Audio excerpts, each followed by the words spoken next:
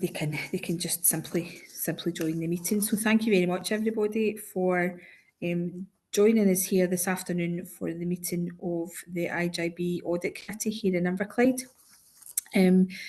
I have to make an opening statement because we are live streaming our meeting this afternoon, so bear with me while I go through the formalities of this. Welcome to this meeting of the Inverclyde Integration Joint Board Audit Committee. This meeting is being held remotely and will be filmed and recorded for live and subsequent broadcast available through the Council's website.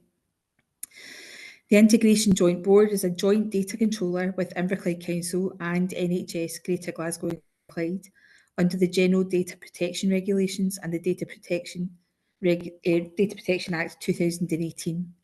This meeting will be broadcast and recorded to fulfil our public task obligation to enable members of the public to observe the democratic process.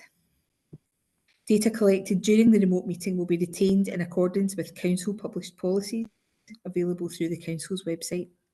Members of the IJB Audit Committee are reminded that they should follow the IJB's established meeting protocol, including around the use of the chat facility, and that comments made in the chat facility are visible to all participants in the meeting, which may include members of the public who have also received invites to the meeting.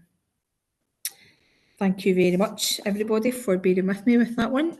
And welcome again. Just before we go into the substance of the meeting, can we just check if there are any apologies, substitutions and any declarations of interest?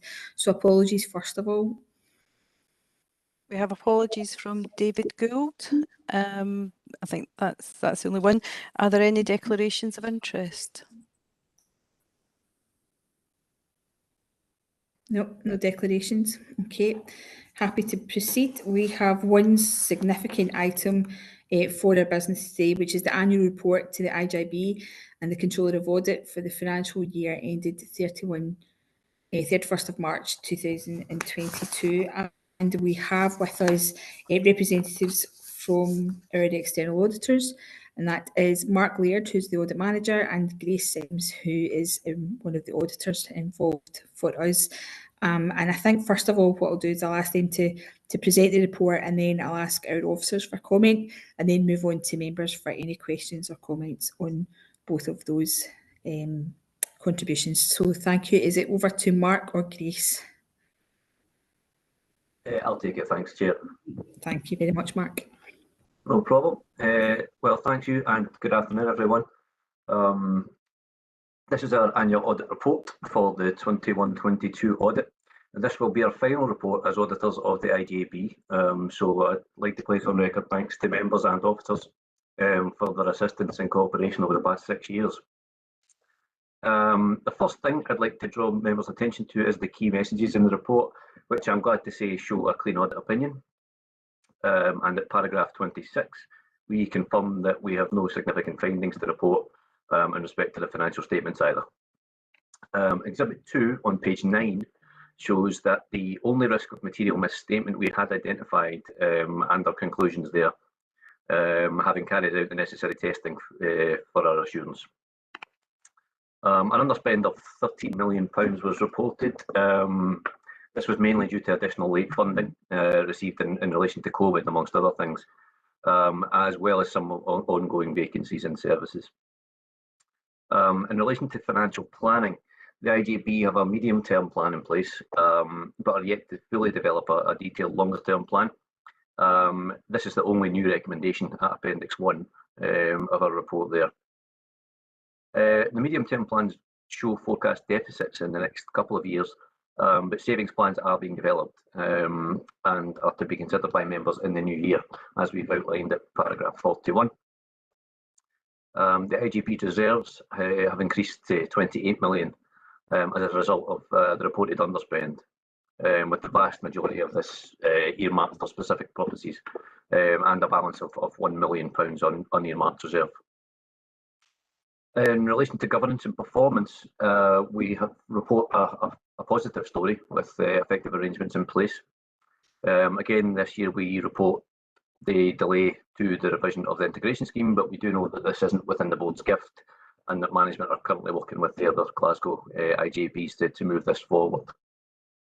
So I don't plan to say much more on the report. Hopefully it's fairly self-explanatory, but of course Grace and I are happy to take any questions from members. Thank you very much for that, Mark, and our thanks to you guys for all the work that you have done as our external auditors over the past few years. We will miss you when you go. It's always been really nice to have these engagements with you every year. Before I move on to any, well, actually no, if are there any questions, does any members want to kind of bring up any questions at this point, or are we quite happy to go with officers' comment and then questions at the end, just to give anybody the opportunity to come in with anything that they particularly want to ask now? Okay, that's good. My plan has worked. We can go into officer comment and then we'll come back to questions at the end. So thank you again, Mark. Craig, you want to come in? Kate, I'm not sure which of you would want to kind of come in first. No, I actually think it should be Craig that comes in. Okay, thank you, Kate. That's fine. Over to you, Mr. Gibbon. Thank you very much to yourself, convener. Just first and foremost, I want to do two thank yous. First of all, thank yous to the auditors for working with you certainly for 2 audits, which I've done now with yourself. Always been very, very good and been very, very helpful in recommendations. So I just want to extend my thanks to you on behalf of everybody for that. Also, I want to extend a massive thank you to my team, which is led up by Marie here, who has done a phenomenal job to pull this together. And I just wanted that on record and noted.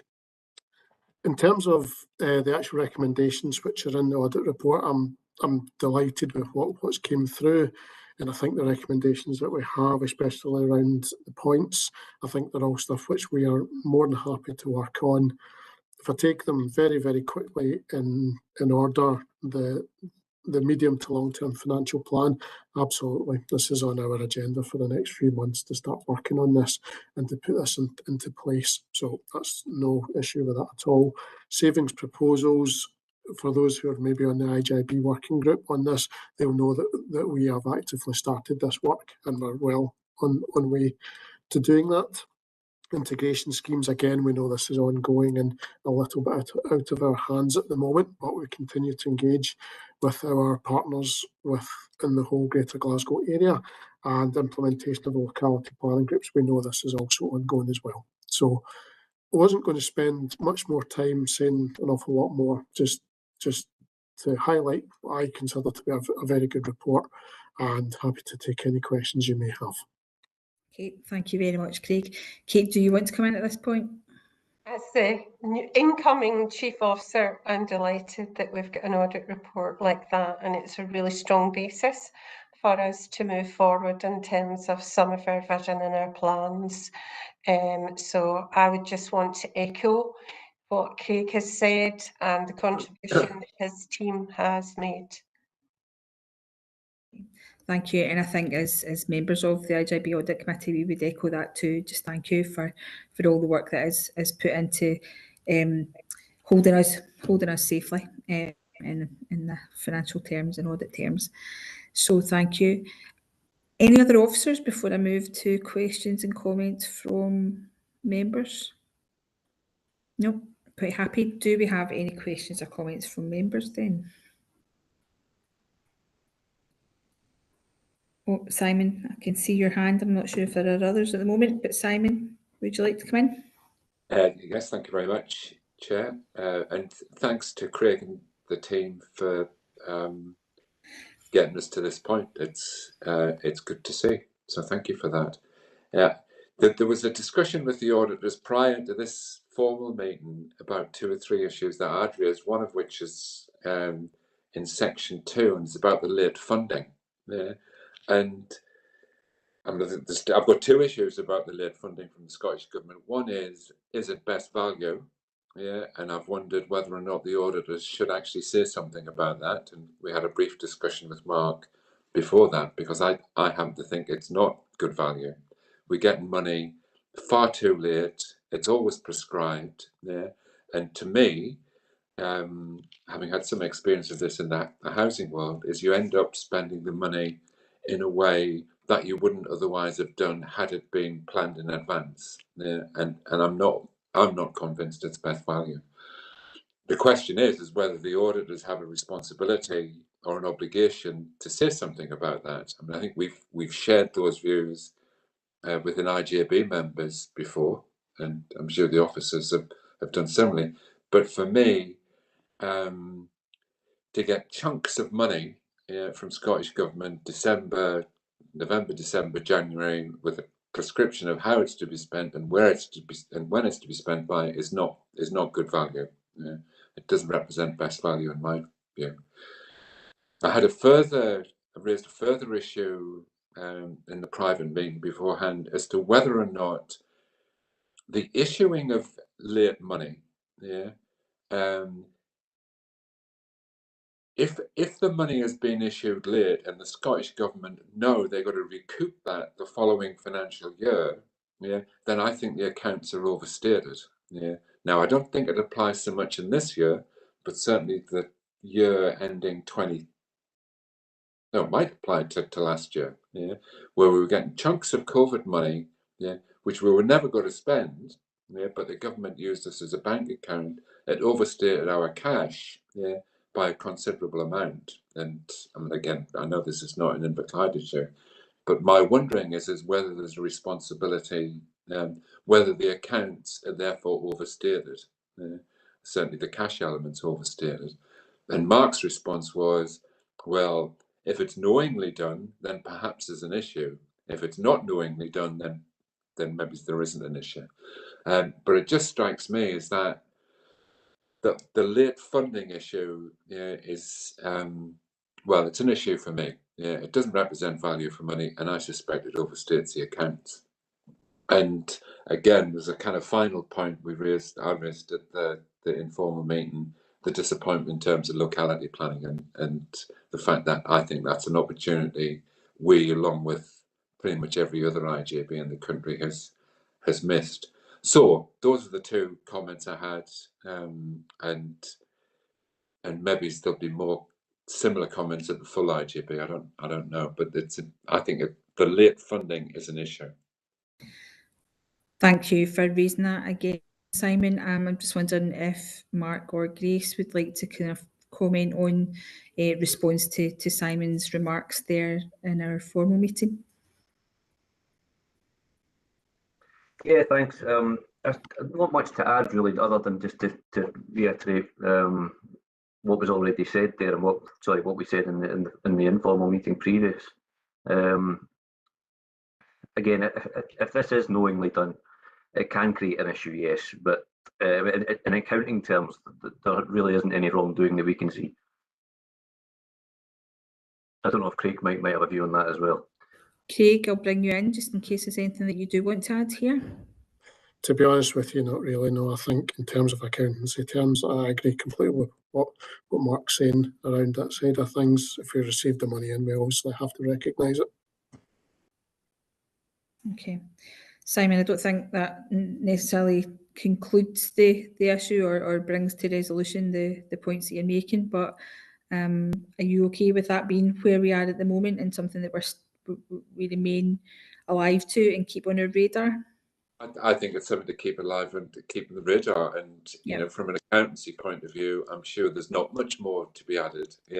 But anybody with any common sense knows that if you get millions of pounds dumped on you, at the end of a financial year with a prescription as to how quickly you've got to spend it, you will not get good value for money. It's simply not the case. We're recruiting people on short-term contracts, part-time contracts. You do not get the same response to the market as if you were going out on proper terms and conditions. There's a whole host of issues wrapped up in late money, but I bow to the auditors and the accountants in the room for the moment. Okay, thank you. Thanks for that. I can see a question from Councillor Quinn. Lynn? Yeah, thanks, Liz. Just a couple of questions. So sorry I couldn't make the pre-meeting. I had another meeting, so apologies if you've covered this in the previous meeting. So I've probably got just a couple of questions for Craig and then one for Mark or Grace. So it was about the long-term financial plan. So it's in there and it's recognising we accept that, but how can how can we as an IJB make a longer term plan when it's probably linked to Simon's point as well, when we're relying on funding for elsewhere and those funding allocations are really short term. So the question is, how can we make a long term financial plan when we only get short term funding and also 1 or 2 year settlements from the Scottish Government? So that's my first question. And my second one is really just some commentary on the quote that we had: limited progress was made on prior year's recommendations. So it's just some assurance over that we'll be giving that some attention. I don't know if you want me to pause there and let Craig answer his, and then I'll do the other one. Okay, that's brilliant. Right, Craig, you want to come back in? Yeah, absolutely. Thank you very much, Councillor Quinn, for that. I'll start with the first one around the long-term plan. You are correct in what you're saying. It does make it quite difficult for us to do a longer-term plan on the basis that the Scottish Government produce 1 year settlements to us, and have done for a while, and also taking into account that the care plan, the care service is still very much on the agenda within the 5 year time frame which you mentioned. My honest answer to that is I'll do my best, because with the information that I have, and I'll state that very much in the case when I bring the plan forward, which I think I've got down to do by either March or May. So we will do something, and we'll do it based on the information that we have. So that's probably the most reassurance I can give you at the moment. In relation to the second question, which is when it says limited progress, I think that's just a standard term that auditors have used here when they're saying that, and it's drawn reference to this. I think there's 3 items on the list which have still to be moved forward. First one is the savings, which, as you will know, Councillor Quinn, we are moving forward in that, and we're working on that. The other one is in relation to the integration schemes, which is at this moment in time still out with our gift at this moment in time, and it's more on the overall Greater Glasgow and Clyde agenda for that. And then finally on the integration schemes, on the locality planning, which we are actively working to at the moment. Okay, thanks, Craig. Lynn, are you okay with those answers? Yeah, no, that's great, especially on the first one. I think, yeah, as long as we're making it clear there that really we can have a plan, but in essence it will be, it's not a plan we can be held to if we don't get the funding. I think that's the point. We can all come up with plans, but if we don't know what the funding is there to match, then it really is just a plan. Yep. Yeah. Did you have further questions, Lynn?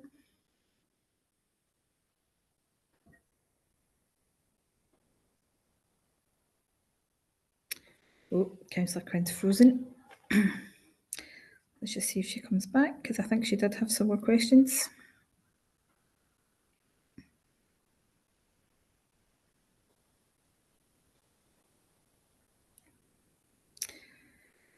Vicky, can you just keep me right on protocol here, what we should be doing?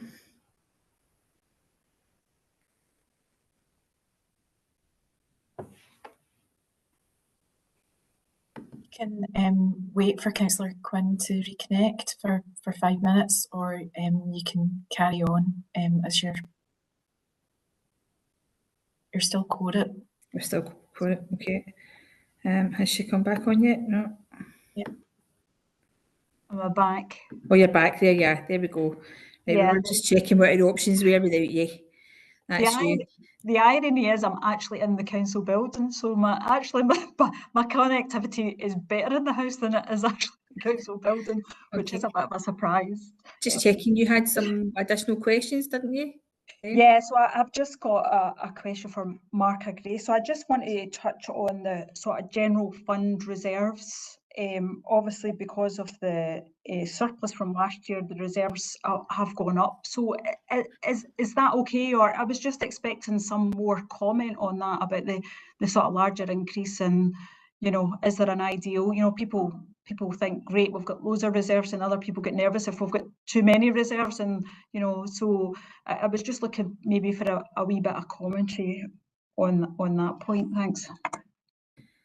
Okay, Mark or Grace, are you okay to come in on this? Yep, happy to take that, Chair. Yes, thanks for the question, Councillor Quinn. It's there is a little bit of commentary on it. I suppose it kind of touches on the point raised previously about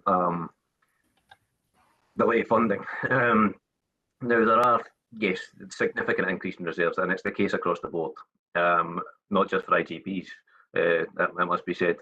So the majority of this money is earmarked, as we've stated, so it's for specific purposes. The IJB have I think it's £1 million. Craig will keep me right here. I think it's £1 million for unearmarked reserves. So yes, we would encourage that, to be honest. But I wouldn't say it's a cause for major concern. As I've said, it's a case across the board for IJBs at the moment, I'm afraid, just due to late funding, and that's the reason for the massive increase in reserves. Okay, Lynn, are you okay with that? Or you want to ask anything additional? No, that's great. Thank you. Okay, thank you. Thanks for those answers. Simon, I think your hand's back up. It really just to go back to the long-term funding plans thing.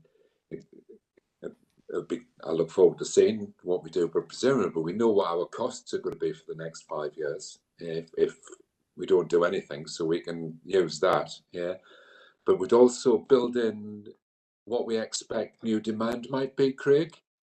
Yeah, so presumably, we have an idea how demand for services has gone up over the last 2 or 3 years, and we extrapolate that for the next 5 years. Yeah, and that will tell, I guess, will tell us what our costs would be if we don't do anything. Yeah, and the question remaining is what settlement we might get off the council and the health board, but we know what we would like.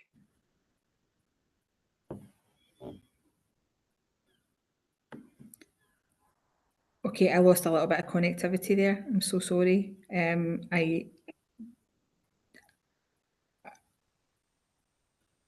Sorry, Simon. I'm happy to come in and answer You want to come in? Apologies for that. I also am in the council building. No problem. Yeah, I think it's just wanting to give you reassurance, Simon, that was firmly on my agenda. I do remember, I think when we set our budget, you raised the exact same question at that time as well. So it is very much in my thoughts to include demographics in there as well, and also what our likely demand is going to be over the next 3 to 5 years. So absolutely, yeah. Thank you. Okay, can I just put a call out for any further questions or comments on the report?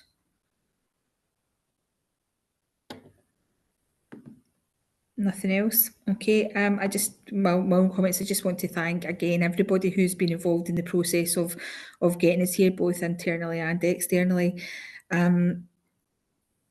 We have raised issues. We've proactively raised issues here. We're not hiding away from some of the things that we know that we need to improve on, things that we need to do. But I think notwithstanding, I think this is a really positive report, and I think we should be pleased with this final report from this set of auditors that we have, and it does indicate that we are governing things well, we are looking after things well, and that we're doing so in a way that's not only financially sensible, but also just in terms of doing the right things for the people in Inverclyde that we're trying to serve through this process, which should never be forgotten in amongst the nuts and bolts of the finance. If there are no further questions or comments, then we're basically just saying we're happy for the report to go to the IJB, and then we talk about it again at 2 p.m. the third round of chat about this particular report today. Lynn, you want to come back in? Yeah, Liz, so it's just to say that I can't make the main IJB. I've already sent my apologies, but it would be helpful if, when you're doing a summary, to mention that I've been at the audit and I'm 100% happy with the report. It was just to kind of, if you don't mind doing that on my behalf, that would be great. No problem at all. No problem at all. Okay, I think we are happy with the report. We know that there's work still to be done. It's never going to be a finished product, but an IJB is not. But we're happy with the reporting that's been brought forward on our behalf.